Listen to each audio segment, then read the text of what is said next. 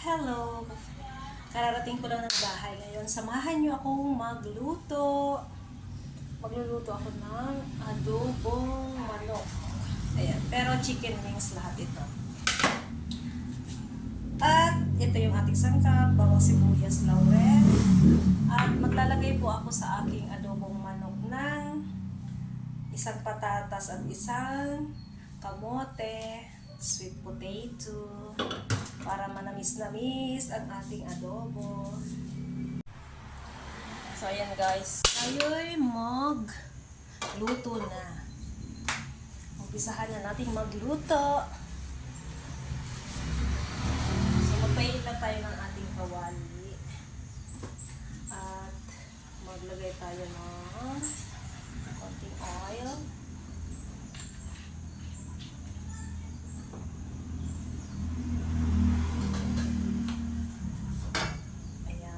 Mainit na po, ilagay na natin ang bawang sibuyas.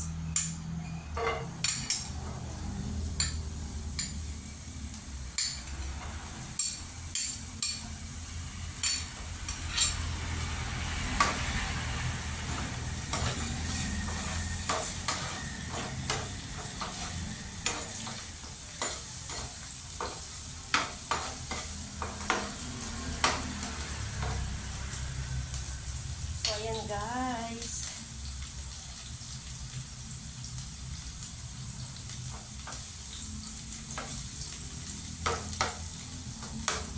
Habang ginigisa natin ang ating bawang sibuyas, ilalagay ko na ang patatas tsaka kamote para medyo ma-fry siya ng konti.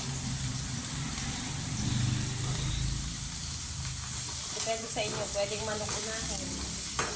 Pwede naman manok unahin or patatas. May kasama itong kamote. So, kaya ko lang muna siyang medyo ma-fry.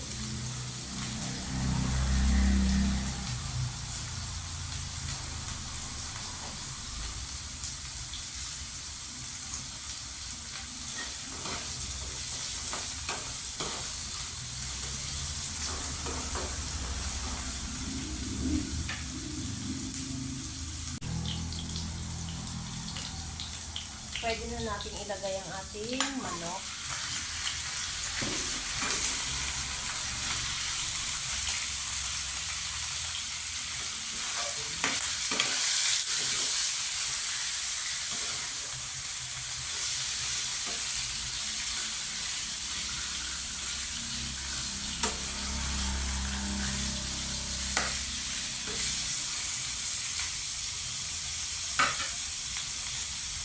Pwede nyo na ilagay yung laurel.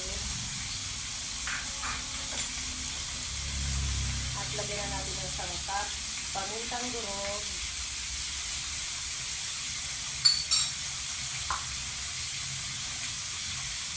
konti na sukal,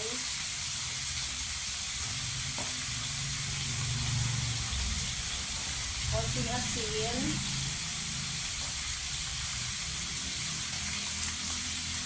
magic sarap,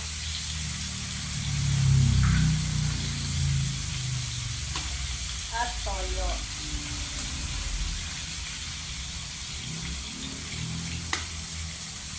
Yung suka, mamaya na pag luto na ang ating kamote at patatas.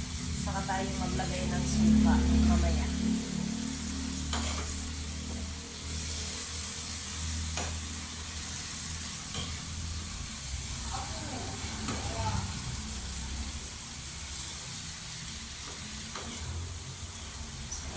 Haluin lang natin.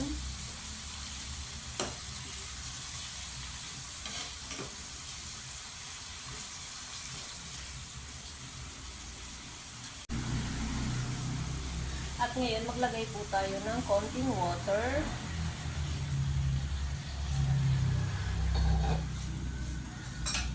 At takpan po muna natin ito hanggang sa maluto.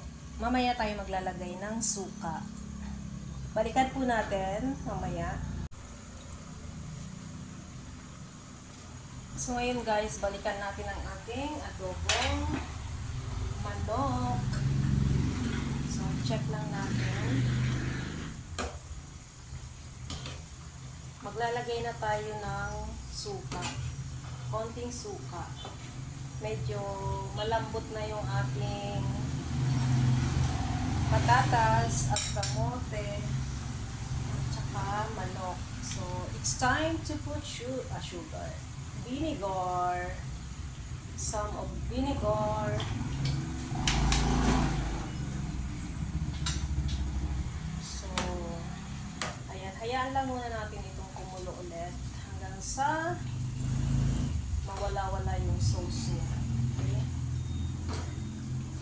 Mamaya balikan natin ito pag malapit na maluto. Takpan natin muli. So ito guys, tingnan na natin ang ating adobo. Luto na po. So ayan guys, luto na ang ating adobo. Yung sauce niya is sticky. So it's yummy. Adobong manok, chicken wings na may kamote. Kamote at patatas pinaghalo. So ayan. It's look yummy. Ayan ang ating adobo. Ayan, luto na po yan. Pwede na natin papayin ng apoy. Ito po, may bisita ko dito. Ang ating brother. Bisita. Mamamatyaw na daw siya ng ipit at flowers. Ayan, kanya nang papakyawin. Ititinda niya doon sa tindahan niya. Malapit na ang Teacher's Day. At magbebenta rin siya ng ipit-ipit para sa mga teenager. Kasi nagtitinda siya doon sa malapit sa school.